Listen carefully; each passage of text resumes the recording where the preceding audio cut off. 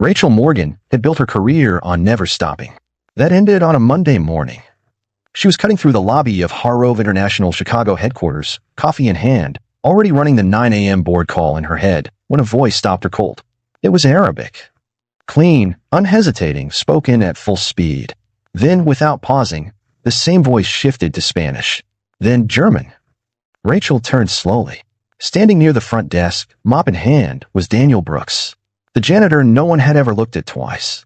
She watched him finish. He didn't look around to see if anyone had noticed. He simply picked the mop back up and returned to the marble floor in long, even arcs, as though the last 4 minutes had not happened at all. Rachel walked toward him. "Excuse me." Daniel looked up. He had a calm face. Not guarded, not nervous. The specific calm of someone who had very little left to prove to anyone. He recognized her the way everyone in the building recognized her, with the careful neutrality of someone who had learned to read a room.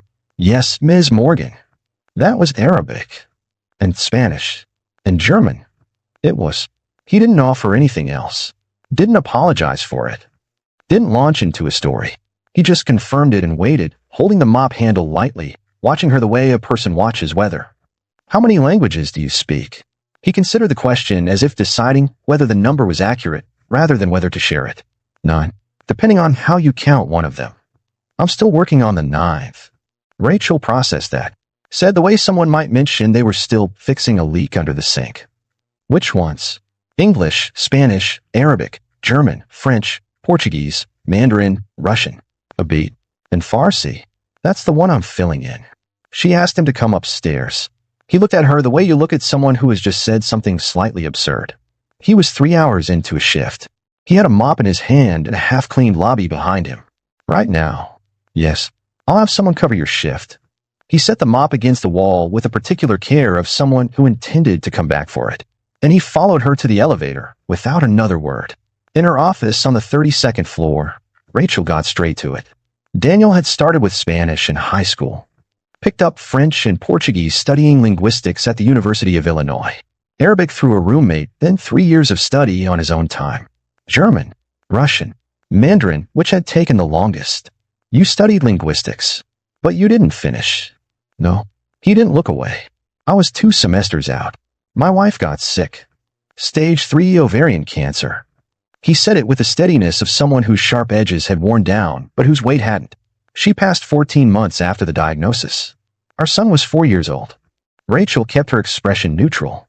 She was good at that, but something shifted behind it. After that, Daniel continued, "I needed work that paid consistently and gave me flexibility for school pickups and sick days. Janitorial work paid every 2 weeks, and the supervisor let me adjust my shift around my son's schedule." No bitterness. A sequence of logical decisions made under pressure, presented as exactly that. Rachel looked at the man across from her. No degree. No corporate experience. Nothing that would make it past the first automated filter in Harrove's hiring system. The system had not built a box for him, so the system had left him mopping the lobby for nearly 6 years. "I have a meeting this afternoon," she said. "A partner group from Dubai. Our interpreter canceled this morning. The lead executives conduct business almost exclusively in Arabic. I like you in that room." Daniel thought about it. She could see him actually thinking. "My shift ends at 2. My son's pickup is at 3:15. If the meeting runs long, I need someone to cover that. I'll arrange a car service." His school? Jefferson Elementary. West Adams. He noted the fact that she had offered without hesitation. He wasn't sure what to make of that yet. 2 o'clock, she said. "Conference room B. I'll have someone bring you a clean shirt." He stood, tucking the chair back in neatly. At the door, he stopped. "Ms. Morgan." The lead executive from Dubai. His name will be difficult for most of the room to pronounce correctly, and he notices when it's wrong. "I'll write it out phonetically for you before, too." Rachel looked at him. "Thank you." He left. The meeting nearly came apart in its first 20 minutes. The Dubai executives arrived with contractual concerns Harrove's legal team hadn't been fully briefed on, and the room was already beginning to hedge and over-explain, the first sign of a deal starting to slip. Daniel sat at the far end of the table in a pressed white shirt and said nothing for the first 8 minutes. He listened. He watched the room. When Harrove's deputy director used a phrase that translated in Gulf Arabic as something closer to an accusation than a clarification, Daniel didn't announce himself. He simply turned to the lead delegate and spoke directly to him, acknowledging the concern, reframing it, and then bridge back into English in a way that gave both sides a path forward without requiring anyone to back down visibly. The shift in the room was immediate. The lead delegate responded.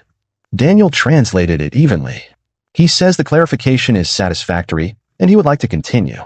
The deal closed 90 minutes later.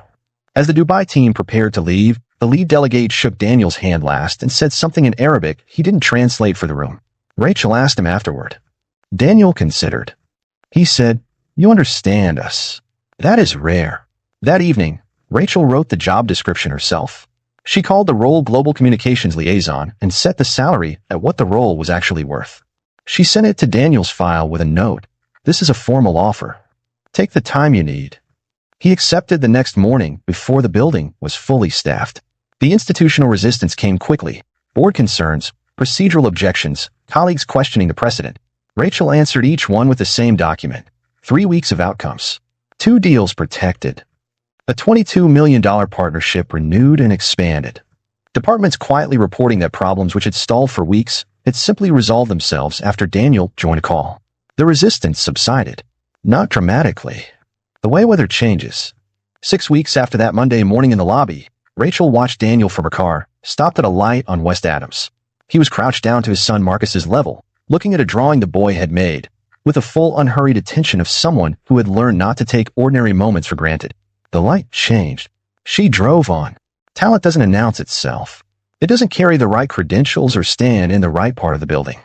Sometimes it stands in a lobby with a mop in its hand, waiting for someone to stop walking long enough to listen.